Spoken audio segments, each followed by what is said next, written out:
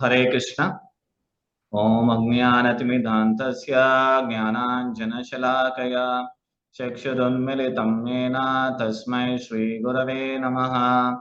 Nama Om Vishnupadaya Krishna Preshnaya Bhutale Srimate Bhakti Vedanta Swaminiti Namine Namaste Saraswate Deve Gauravani Pracharine निर्विशेषा शून्यवादी पाश्चात्य देशतारिणे जय श्री कृष्ण चैतन्य प्रभो नित्यानंद श्री अद्वैत गदाधरा श्रीवासादि गौर भक्त वृंदा हरे Krishna Krishna Krishna Hare Hare Hare Ram Ram Ram Hare Hare. So Hare Krishna. So today we are all going to hear about the story of Sannyasi Abhaya Charanaravinda Bhakti Vedanta Swami Srila Prabhupada. Who is Srila Prabhupada? Srila Prabhupada is the founder Acharya of ISKCON. ISKCON is pretty famous world over, but very few people know about Srila Prabhupada. So today we'll get to learn about the life of Srila Prabhupada, the Messiah of the Millennium, or the great Mahasadhaka. So there had been a lot of prophecies in our Vedic literature. In the Padma Purana, Bhakti Devi tells to Narada Muni that she is going to leave the holy land of Vrindavan and travel world over. And also Acharyas like Madhvacharya had predicted that Bhakti will spread to all over the world. Even Ramanujacharya had predicted, and even Chaitanya Mahaprabhu had told that this Hare Krishna Mahamantra will spread to every town and village in the world. Devotees from lot of generations were waiting, when is this going to happen? And when Srila Prabhupada came and established ISKCON, this prophecy came true, and we are all lucky to be part of the generation which is witnessing this explosion of Krishna consciousness or the philosophy of Bhagavad Gita and Bhagavatam all over the world.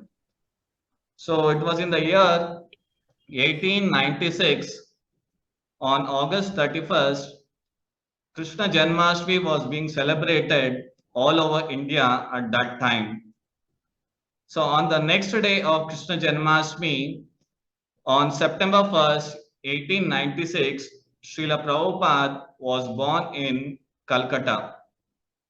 So the day next of Janmashtami is called as Nandotsav, because as soon as baby Krishna was born, his father Nanda Maharaj has held a very unique festival called as Nandotsav.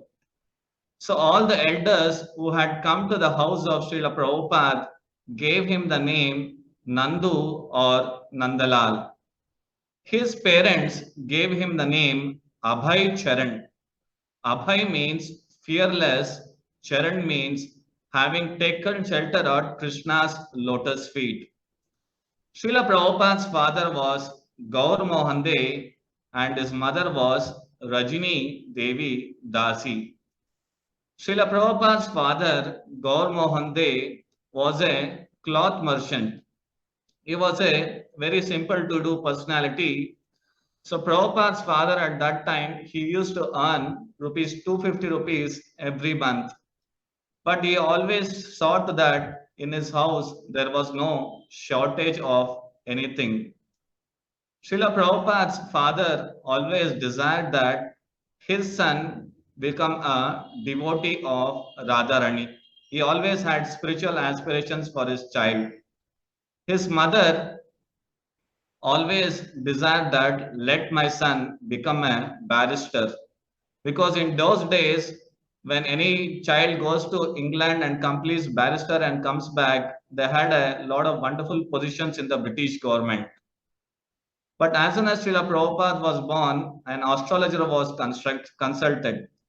This astrologer predicted that when this boy will cross the age of 70, He will travel all over the world and establish 108 Krishna temples, and he will become a spiritual guru for the entire world.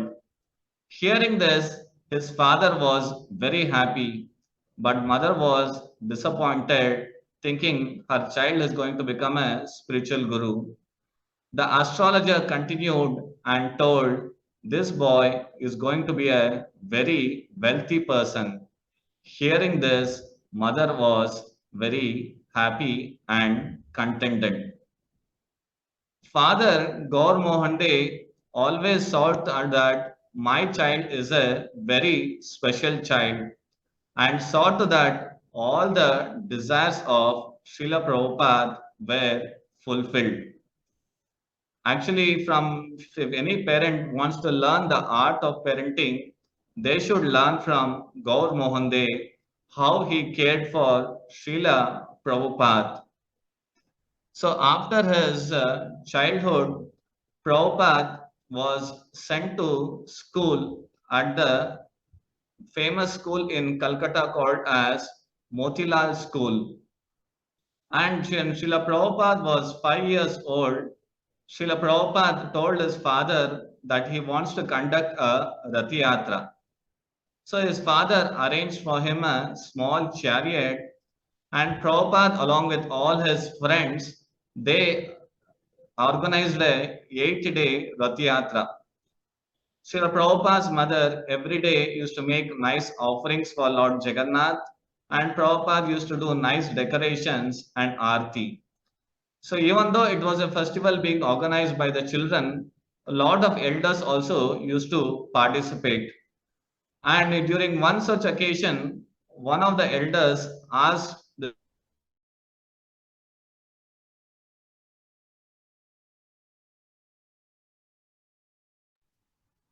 ಏನೋ struck ಆಗಿದೆ ನೋಡಿ Swamiji,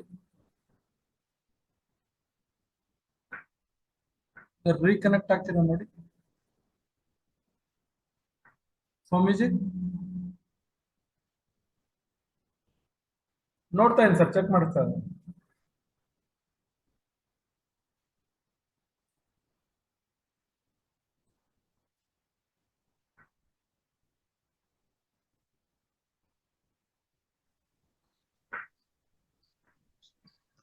So all the elders were surprised, how come this child is speaking of cities unheard of? So when Srila Prabhupada was 6 years old, he asked his father that he wanted a set of Radha Krishna deities to be worshipped. So his father granted this desire of Srila Prabhupada, and when small children play with toys, Srila Prabhupada was worshipping the deities of Radha and Krishna. So when Prabhupada was in his school, when he was around 14 years, in the year 1910, Srila Prabhupada lost his mother. So that was the very first time Srila Prabhupada's father, Gaur Mohande, introduced him about the teachings of Bhagavad Gita. He made Srila Prabhupada understand that we are not this body, we are the spirit soul. Your mother, being a devotee of Lord Krishna, she has attained the lotus feet of Lord Krishna. So later, Srila Prabhupada wanted to enroll for the college. At that time in Calcutta, there were two famous colleges. One was the Presidency College and one more was Scottish Church College. In the Presidency College, there used to study Subhash Chandra Bose. Once, one of the professors of Subhash Chandra Bose started criticizing about Indians and our Sanatana Dharma. Subhash Chandra Bose was not able to tolerate this. He took his footwear and started hitting the professor. Because of this, Subhash Chandra Bose was dismissed from the Presidency College, but because of them, Subhash Chandra Bose became very famous for this act of bravery. So Prabhupada was very much impressed by this bravery of Subhash Chandra Bose. And at that time, India, there was two kinds of freedom struggle going on. One was the hot-blooded movement followed by Subhash Chandra Bose, and one was the cold-blooded freedom struggle by Gandhiji. And Prabhupada at that time was very much impressed by Gandhiji because Gandhiji always used to carry a copy of Bhagavad Gita in his hands. So Prabhupada thought that Gandhiji will be spreading the message of Bhagavad Gita, and Prabhupada studied for 3 years in this Scottish Church College. But when the time came for him to accept his degree certificate, Gandhiji had started the non-cooperation movement, and Prabhupada was told by Gandhiji not to accept the degrees given by the British. So Srila Prabhupada relinquished his degree from the Scottish Church College. After this, Srila Prabhupada's father selected a very nice girl from him by the name Radharani Datta, and Srila Prabhupada was married. Even though Radharani Datta very nicely took care of Srila Prabhupada, she was not very much inclined to support his spiritual activities. So as Srila Prabhupada was not able to secure a degree, his father took him to Kartik Chandra Bose, who used to run the famous Bose laboratories in Calcutta. So Srila Prabhupada was given a managerial post in Bose laboratories because Mr. Kartik Chandra Bose very much appreciated the sincerity of Srila Prabhupada. And during that time, Srila Prabhupada was very good in debating skills at his college days. So one of Srila Prabhupada's friends by the name Narendranath Datta came to that a sannyasi from Mayapur has come to Calcutta. So Narendranath Datta thought, if I can take Srila Prabhupada to make this sannyasi, and if there is a debate between Prabhupada and this sannyasi, we can actually come to know whether this sannyasi is genuine or not. Srila Prabhupada was not very much interested to meet saintly people at that time because during his childhood, his father had made the habit of inviting a lot of saintly people to his house, and Prabhupada had seen the entire spectrum of all kinds of saintly people. But somehow, having been insisted by his friend, Srila Prabhupada went and met this sannyasi who was there in Calcutta. And Prabhupada was very much impressed by this personality who was known by the name Bhakti Siddhanta Saraswati Thakur. During the interaction, Bhakti Siddhanta Saraswati Thakur came to know about the English skills of Srila Prabhupada. So Bhakti Siddhanta Saraswati Thakur understood that if this personality travels to the West and starts speaking in English, even Englishmen have to open a dictionary to understand the meaning of those words. So right at that point, Bhakti Siddhanta Saraswati Thakur told Srila Prabhupada, why don't you go to the West and preach the message of Chaitanya Mahaprabhu, Bhagavad Gita and Bhagavatam? But as I already told you, Prabhupada was a very good debater. Srila Prabhupada asked Bhakti Siddhanta Thakur, now we are living as slaves under British, who is going to listen to our message of Gita and Bhagavatam? At that point, Bhakti Siddhanta Saraswati Thakur mentioned a very important point that politicians will always change, but politics will always remain. What is more important is change of hearts of the people rather than change of administration. So this was the first time Srila Prabhupada lost in a debate, and he was very happy to lose to Bhakti Siddhanta Saraswati Thakur. A devotee or a disciple should learn to lose in front of his Guru. Within his heart, Srila Prabhupada accepted Bhakti Siddhanta Saraswati Thakur as his Guru. At that very moment, he wanted to dedicate himself full time in the service of his Guru. But because he had married at that time, he couldn't afford to do. So Prabhupada thought that let me at least earn money and support my Guru's mission. So Srila Prabhupada went to Kartik Chandra Bose and told that I want to start my own pharmacy. So Srila Prabhupada went to Prayagraj, Allahabad and started the Prayag pharmacy. So his business was flourishing. So Prayag pharmacy was becoming so famous, even people like Motilal Nehru, Jawaharlal Nehru used to come as customers to this Prayag pharmacy.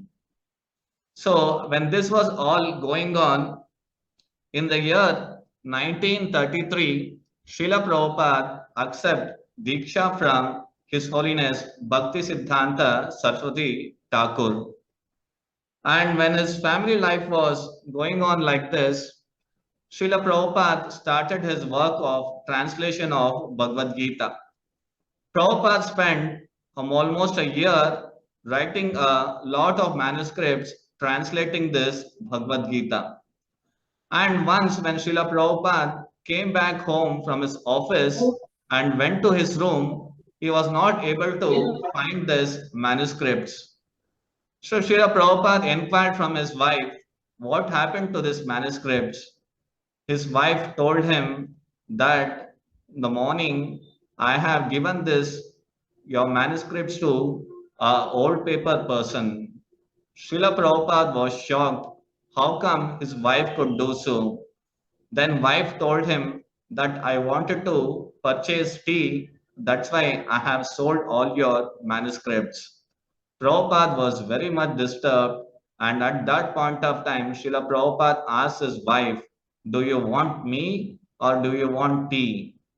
And wife jokingly said, I want tea.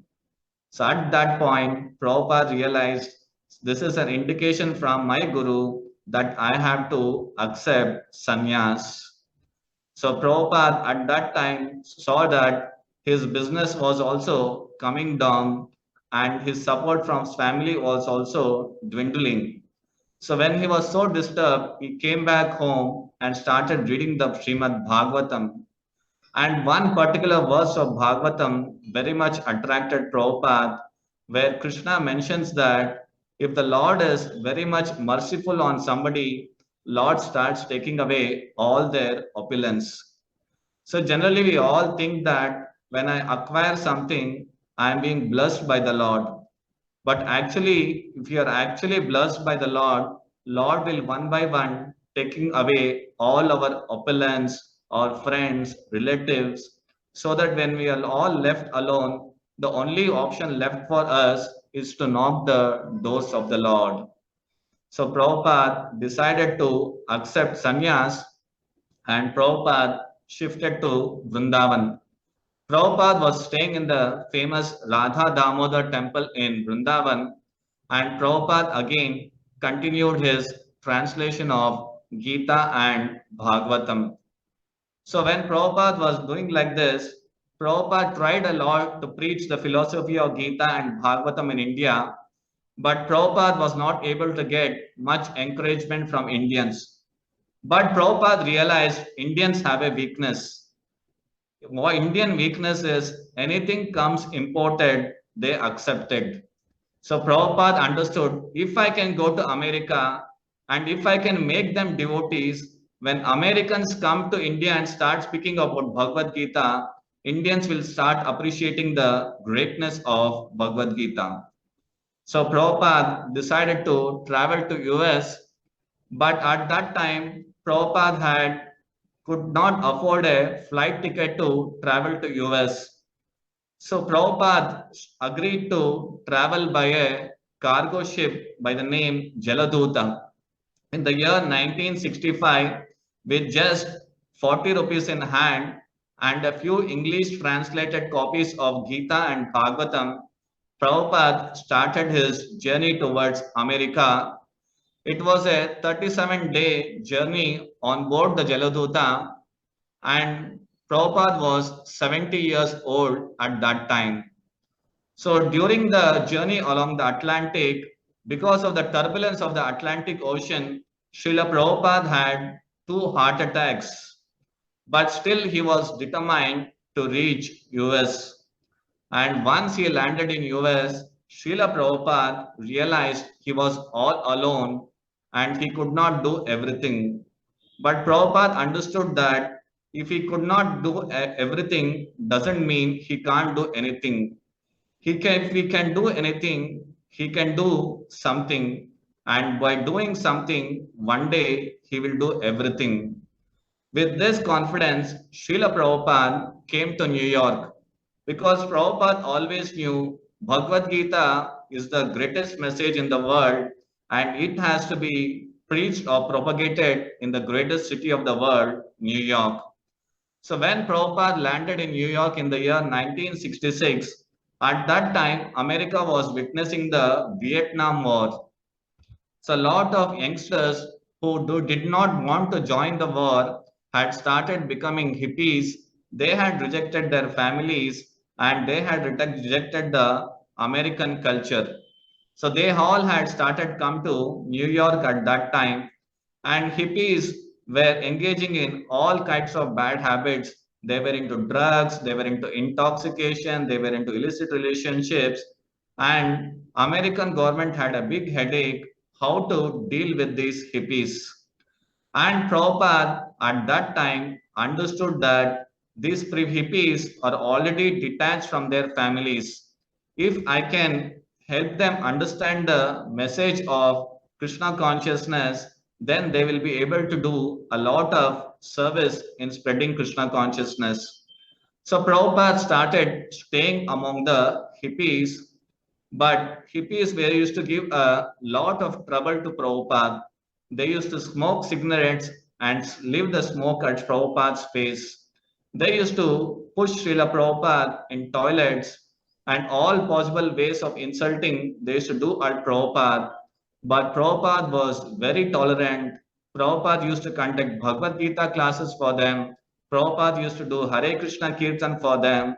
And Prabhupada used to cook nice, delicious prasadam and feed these hippies. And once when one of the hippie was taking a drug, Srila Prabhupada asked him, "Why do you take drugs?" He replied, "By taking drugs, I feel a sense of highness." Then Srila Prabhupada say, "I will give you a drug by which you can stay high forever." And the hippie asked, "What is that?" That is when Prabhupada told, "You start practicing Krishna consciousness and you can stay high forever." So Prabhupada even understood one more thing about the Americans. The Americans had an attitude, we are a very powerful country. Wherever we go, we can achieve something. And Prabhupada instilled this concept that when you go hunt, hunt for a rhinoceros.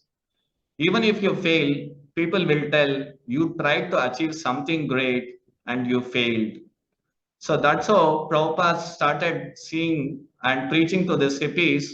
A slow transformation started happening in these hippies, and they started becoming devotees of Krishna.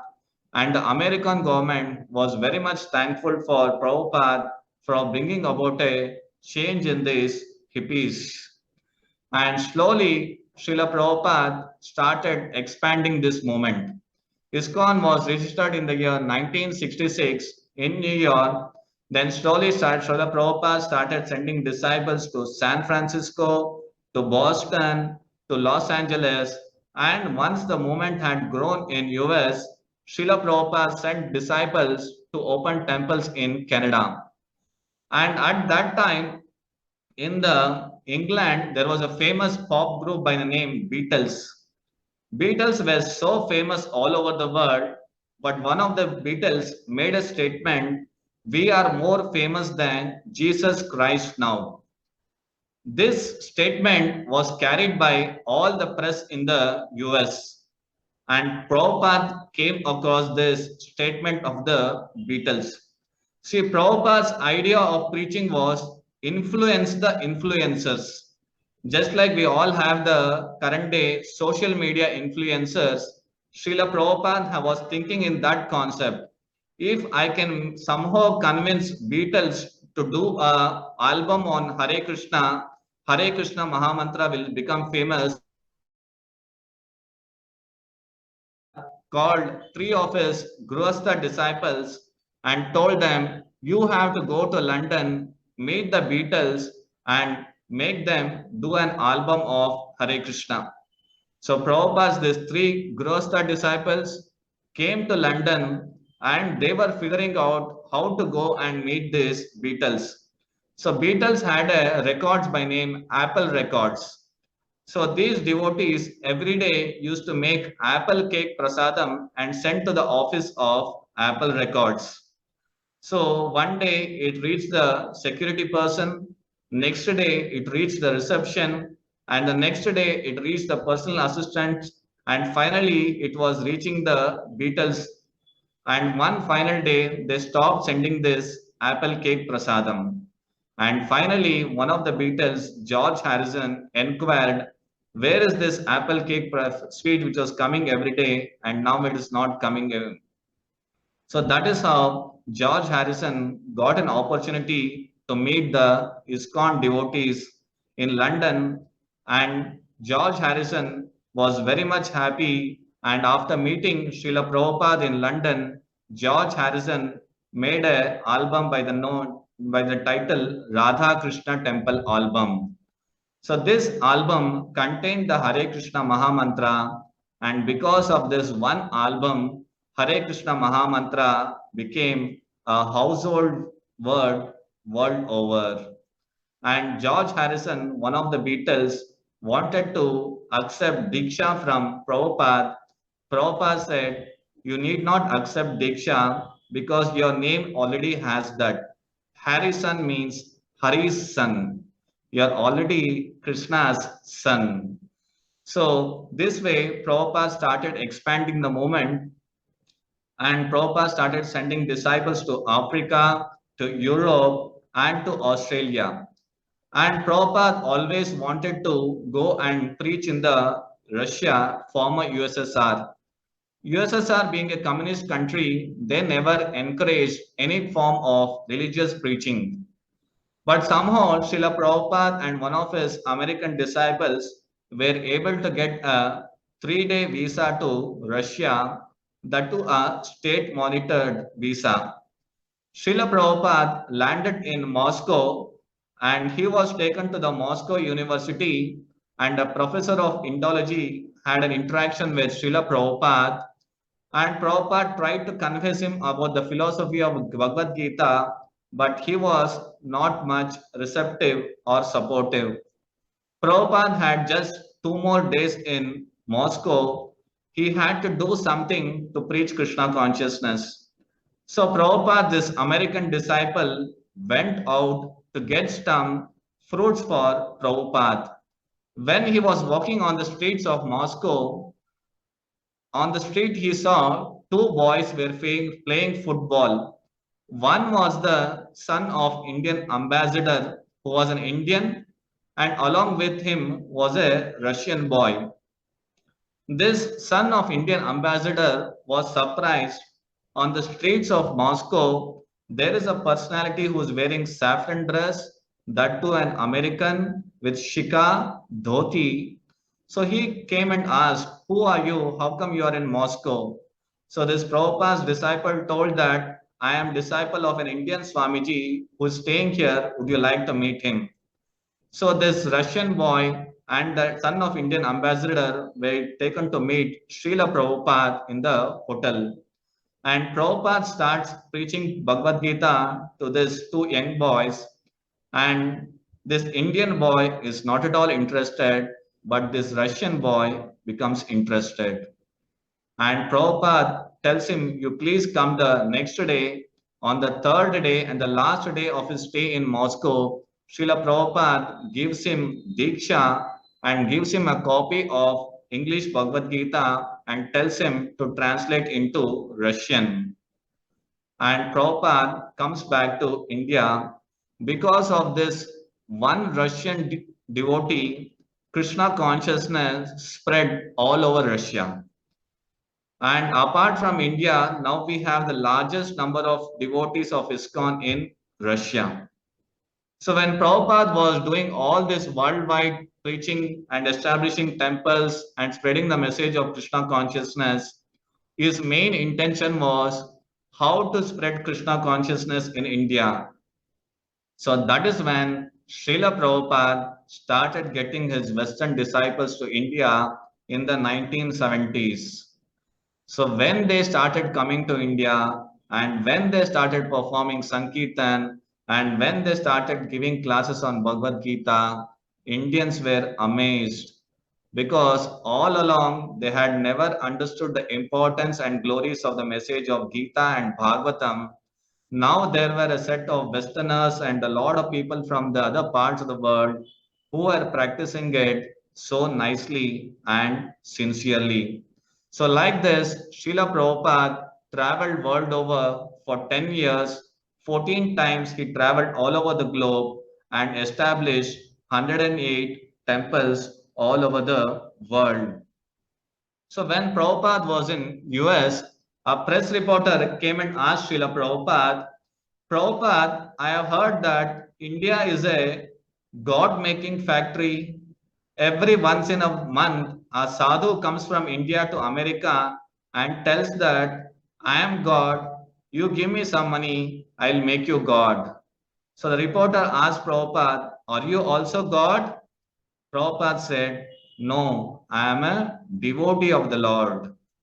And the reporter was surprised. Prabhupada corrected the reporter and told, sorry, I'm not a devotee of the Lord. I'm trying to be a devotee of the Lord. And once the reporter heard this, this became a very big news in the US. For the first time, somebody from India has come and told he is not the Lord, he is trying to become a devotee of the Lord. And when Prabhupada was there in America at that time, Henry Ford's great grandson, Alfred Ford, came to meet Prabhupada. And Prabhupada's beauty was he never used to speak much. Within a short words, he was able to convey the message. So when Alfred Ford came to meet Prabhupada, he came with a lot of expectations. I am from the Ford family and Swamiji is going to deal with me in a very different way. And the moment Srila Prabhupada saw Alfred Ford, he asked him a question, where is Henry Ford now? Because at that time Henry Ford had already and gone, and Alfred Ford immediately realized that all his opulence were all temporary and he has got nothing to do with this.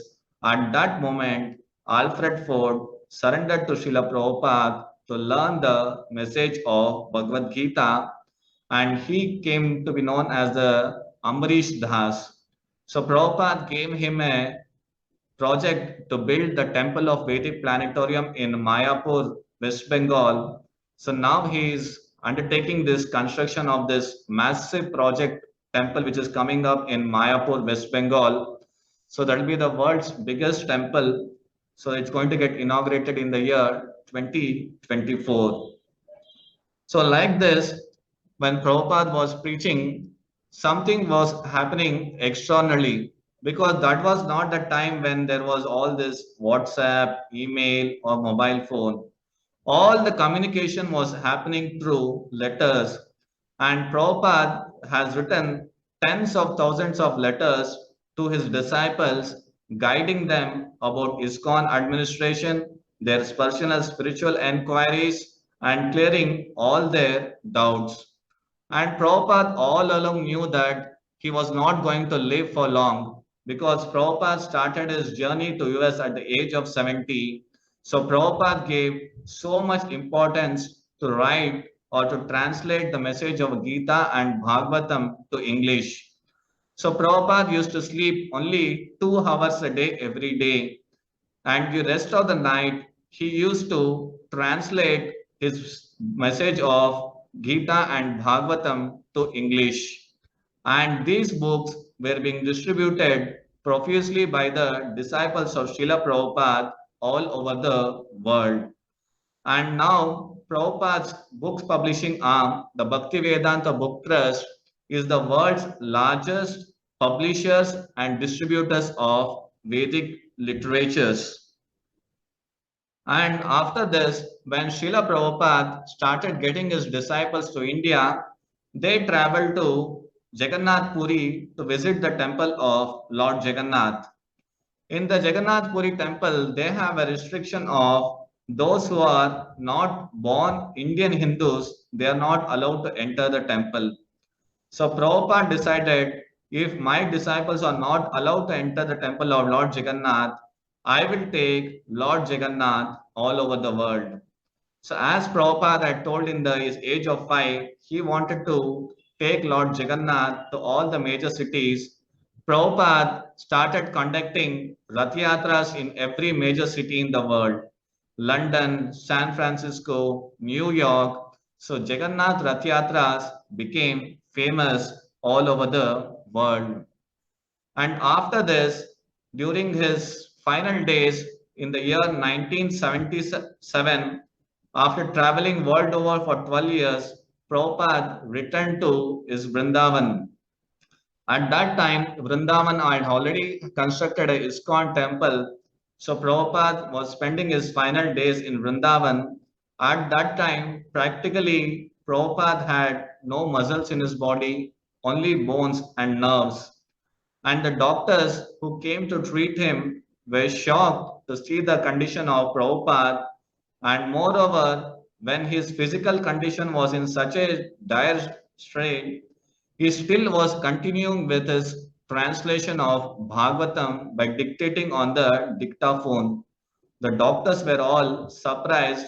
How can this person maintain his consciousness so well when he is going through so much physical trauma and torture? And during his last day on November 14th, 1977, the doctor came and asked Srila Prabhupada, do you have any desires? Srila Prabhupada mentioned in English, Hindi, kuch ichha nahi. I have no other desire. So imagine Prabhupada was a leader of worldwide movement having 108 temples and 10,000 disciples. All of his disciples were very new in practicing spirituality.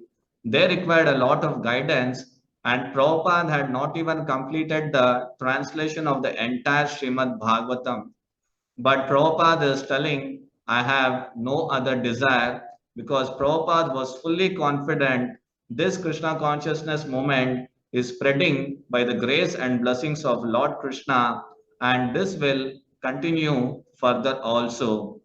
So once Srila Prabhupada stayed in Vrindavan and showed his devotees that art of living is art of dying. As Bhagavatam explains, our life is all tested by Ante Narayana Smriti. At the time we leave this body, whether we are able to remember Lord Krishna or Narayana, that is the test in life which we all have to pass. And Srila Prabhupada saw to that ISKCON is not a family run business. ISKCON, Prabhupada made it work like a corporate. Because when Prabhupada was there in the Britishers' time, he understood that even though Britishers had done a lot of harm to this country, they had done something good also. And the two good things which Prabhupada observed was the Indian Railway Service and Indian Postal Service. Prabhupada understood that Indian Postal Service was running so successfully because they had a system of governing body council. So Prabhupada incorporated the same in ISKCON. A group of 12 senior-most disciples of Srila Prabhupada were supposed to manage this worldwide organization. And Srila Prabhupada, even though he just started with 40 rupees, now he had a crores of rupees and a lot of temples all over the world. He did not write anything for his family. Everything he gave to Krishna, and his whole life he always put ISKCON in front and Krishna in front, and always he was at the backstage. So this was the glorious life of Srila Prabhupada. Even though Prabhupada passed away in the year 1977, even though it's 55 years down the line, this movement has continued to flourish. When Prabhupada was there, there were 108 temples. Now there are 900 ISKCON temples all over the world. Even in places like Pakistan, there are 12 ISKCON temples where also regularly Rath Yatra is conducted. And all ISKCON temples world over, every day evening Bhagavad Gita classes are happening and the message of Krishna consciousness is being spread. And one more main activity which Srila Prabhupada started was distribution of sanctified food, that is prasadam. ISKCON has been able to win over the lot of people in the world just by distributing prasadam, and ISKCON has contributed largely to the spread of vegetarianism all over the world. And as I told you, Prabhupada's books have been translated to more than 70 to 80 languages world over. And Srila Prabhupada's Bhagavad Gita, as it is, has been distributed more than 50 crore copies all over the world in the last 65 years. So this was the contribution of Srila Prabhupada, because Prabhupada was the greatest ambassador of India, because there were many saintly people who were given books of philosophy. But Prabhupada not only gave books of philosophy, but also established an organization where this philosophy is practiced and put it into action. Because when Prabhupada went to America, he how did he change those hippies who were wearing, who were never accustomed to wearing dhoti, sari, tilak, shika, and he implanted Vedic culture in a culture they had never heard of Krishna or Bhagavad Gita. So this was the greatest contribution of Srila Prabhupada in fulfilling the desires of all the previous acharyas by taking this mission of Hare Krishna, or the message of Bhagavad Gita and Bhagavatam, to every town and village in the world, and made the prophecy of all our acharyas come true. So Prabhupada was 82 years when he left this world. Actually, to understand the greatness of Prabhupada, one should come to the age of 70 years. At the age of 70, when all our bodily strength is coming down, Prabhupada started this worldwide movement.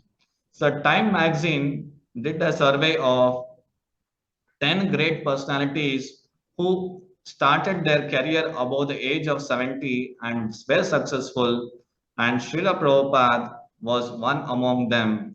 So, as I told you in the beginning, ISKCON is famous, Krishna is famous, and Gita is famous, but very few people know about Prabhupada, who started ISKCON and took this message of Gita and Bhagavatam all over the world.